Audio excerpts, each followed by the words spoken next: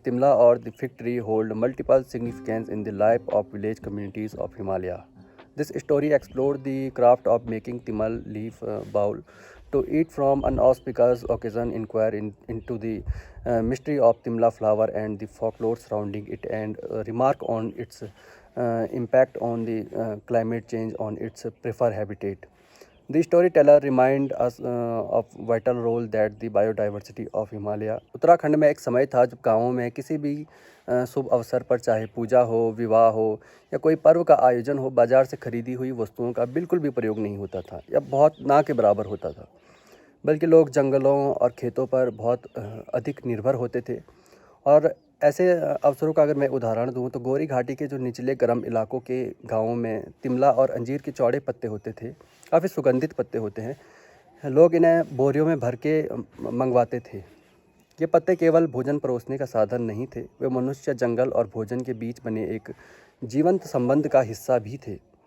कुछ लोग उन दिनों को याद करते हुए एक ऐसी सहज निश्चितता के बारे में बताते हैं जो आज के समय में लगभग असंभव लगती है। वो कहते हैं, त्योहारों और शुभ अवसरों पर हम सब साथ बैठकर तिमला के पत्तों, पुड़खे और कटोरियों में खाना खाते थे।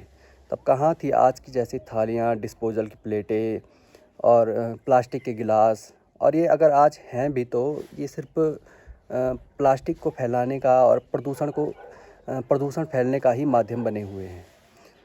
उनके शब्दों में केवल स्मृति नहीं है, वे उस भूगोल से उपजी हुई समझ है जिसमें जीवन आकार लेता था। गांव में पानी के स्रोत और गदेरे काफ़ी दूर हुआ करते थे, इसलिए बर्तन धोना व्यवहारिक नहीं माना जाता था। ऐसे में पत्तों का उपयोग पूरी तरह से तर्कसंगत था। भोजन के बाद तिमला के पत्ते जो होते थे, चौड़े पत्ते जिनमें खाना खाया जाता था, उनको पशुओं को खिला देते थे।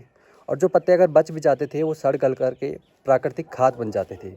इस पूरे चक्र में व्यर्थ कुछ भी नहीं जाता था, बल्कि हर चीज़ का उपयोग हो जाता था। हमारे गांव में बागेश्वर ज़िले से ब्याकर आई एक महिला बताती हैं, जब वे लगभग 3 दशक पहले सरमोली पहुंची तब उन्होंने यहाँ तिमले का कोई भी पेड़ नहीं देखा।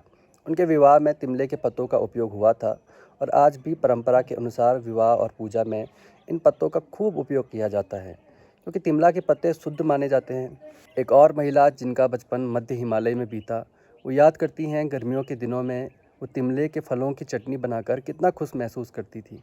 आज भी उन्हें ये बात हैरान करती है कि वे पूरे बचपन में कभी तिमले का फूल नहीं देख पाई।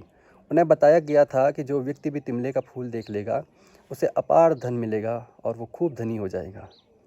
इस वीडियो कथा को गढ़ते हुए मुझे तिमले के फूलों का वो रहस्य पता चला जो बचपन की कहानियों में छिपा रहता है। मैंने यह भी सीखा कि तिमले के पत्तों से पुड़खे और कटोरियाँ कैसे बनाई जाती हैं।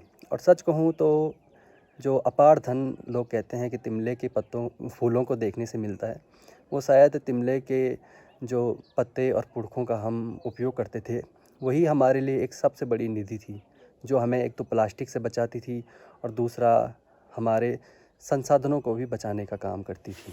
मुझे यह जानकर आश्चर्य हुआ कि तिमला या अंजीर का पेड़ जो पहले केवल हिमालय की निचली और गर्म घाटियों में पाया जाता था, वो अब हमारे गांव सरमोली और पास के गांव संकाधुरा में भी उगने लगा है।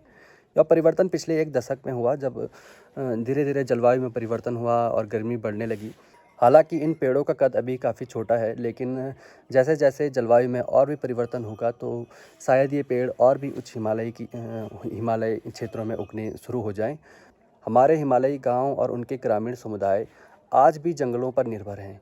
यह निर्भरता केवल लकड़ी चारे तक सीमित नहीं है, बल्कि जीवन की संपूर्ण व्यवस्था से जुड़ी हुई है। मेरा मानना है कि केवल तिमला ही नहीं, बल्कि हमारे जंगलों और गाँवों में पाए जाने वाले अनेक चौड़े पत्ते वाले जो पेड़ होते हैं, उनके पत्तों का उपयोग पुड़खे या कटोरी या फिर पत्तल बनाने में किया जा सकता है, जिनका उपयोग बड़े आयोजनों में भोजन परोसने के लिए किया जा सकता है। भद्दे कचरे के ढेरों को कम किया जा सकता है, क्योंकि जब पहाड़ों में कचरा फैलता है तो वो बहुत दूर तक फैलता है, क्योंकि हवा चलती है और इस प्रकार की हल्की चीज़ें बहुत दूर तक उड़कर जा सकती है।